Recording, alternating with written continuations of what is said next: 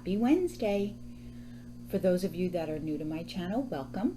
Take a moment please and subscribe and hit your notification bell so you won't miss any further postings from me, from my returning angels. Welcome back. I'm happy that you are here for your Wednesday wisdom.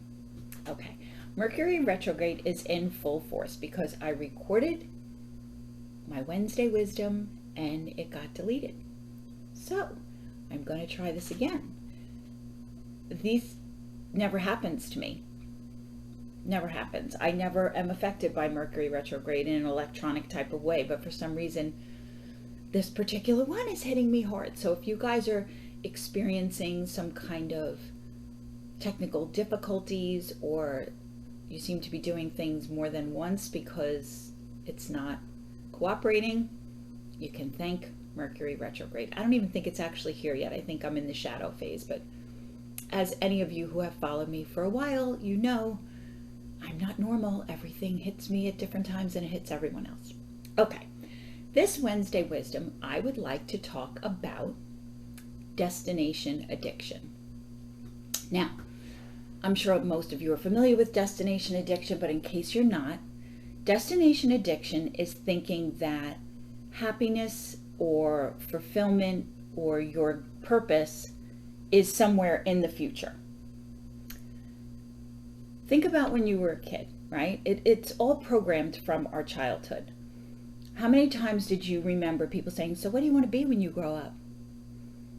And then I think it's John Lennon that says, I want to be happy. And the teacher said, you didn't understand the assignment. And he said, well, you don't understand life.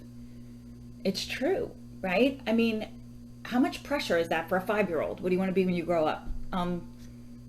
18? Like, I don't know.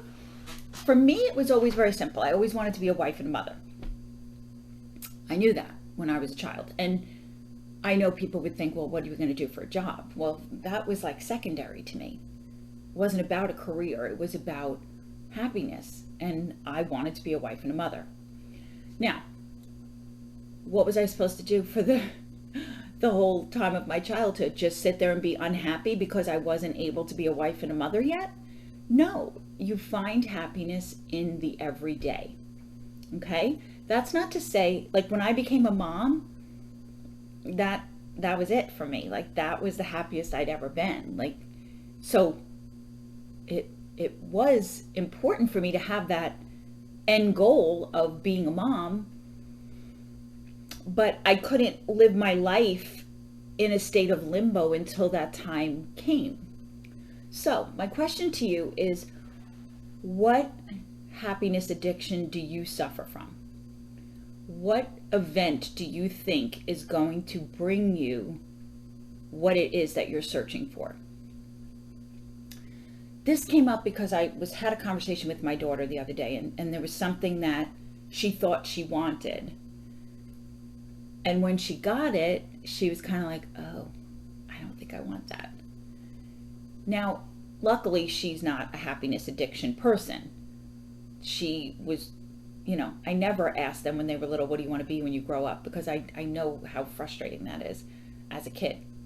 So she's not that person. Like, she finds happiness every day.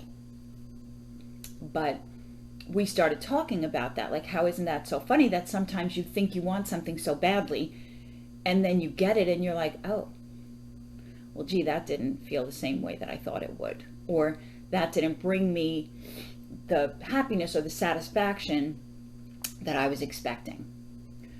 So a lot of people, it's vacation, right? You work all year and you look forward to that vacation. Well, of course you do.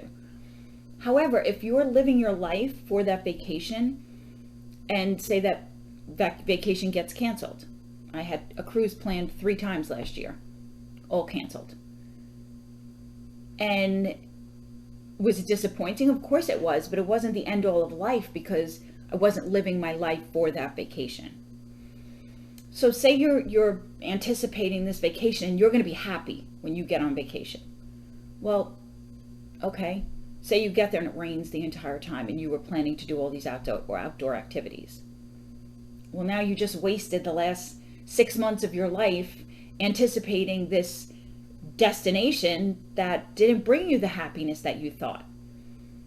So my point is, I want you to think about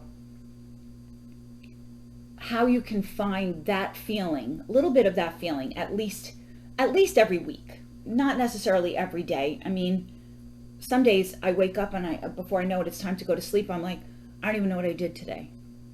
And that's another topic. It's called complacency, and comfort. You know, you live that life of that mundane humdrum. We don't want that either.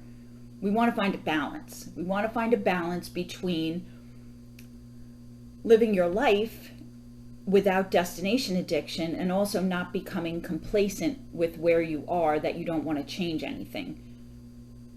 So that's a topic for a different Wednesday.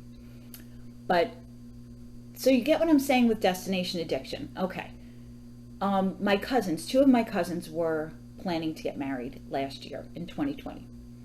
Clearly, those weddings did not, well, the reception did not take place. Now, I'm from New York, a big Italian family. The weddings in New York, on Long Island, in an Italian family is nothing like, you know, you can imagine. It's just huge. Now, most little girls, especially in our family, grow up dreaming about their wedding day. So, okay, you come up to this and you've planned this for years and years and years, and now it's canceled. That could set you into like a serious depression. I was so proud of both of my cousins because they didn't lose sight of the point of the wedding. The point of the wedding was to be married to the person that they love and to start their life with their husband. It wasn't about the party. Although the parties are awesome, it wasn't about the party. Now, I'm sure they were very disappointed. I'm sure there were tears. I'm sure there was, they're no, you know, it's human. It's a human, but they still got married. They still got married. They went through, they had their wedding, and then my one cousin a year later had her wedding on her 1-year anniversary, and my other cousin is having hers in 2 weeks. So A, they get like 2 weddings, and B, they didn't get addicted to a destination. Their destination was to be married, and they did it. So you get the point of what I'm trying to say. Now, another vacation debacle. The last cruise that I went on, I hurt my ankle. I wasn't paying attention and I fell in a pothole in the middle of the street. It was probably very funny to watch. I give the young people around me credit for not laughing right at that moment. But by the time I got back to the ship, my ankle was all swelled up and there was no way that I was able to do any, like I wasn't able to go to dinner, I wasn't able to go to the comedy show. So what if I had been sitting there thinking, oh my gosh, this comedian is so amazing, I can't wait to go. And then that happens and then what, my trip is ruined? No, I made the best of it. I sat in bed with ice on my ankle. I had room service delivered and I read a book and whatever I did that night. Because I wasn't living for a specific event. Do you get what I'm saying? So what my Wednesday wisdom is to you is to take a look at your life and see if you are having destination addiction. Oh, I'll be happy when I get a new house. I'll be happy when I get a better job. I'll be happy when I have such and such amount of money in my bank account. I'll be happy when I stop smoking. I'll be happy when I lose 20 pounds. I'm not saying you won't be happy when any of those things happen. Of course you would. But you have to find a way to be happy now. And then when those things come, it just makes them that much more special because you're already in a good place. Okay? I hope that helps and I hope that makes sense. So do not give in to destination addiction. Okay? And don't ask kids when they're little what they want to be when they grow up. Just hope that they're happy. Right? Don't put that pressure on a little kid. Okay. As always, may trouble neglect you and angels protect you. And I will see you soon.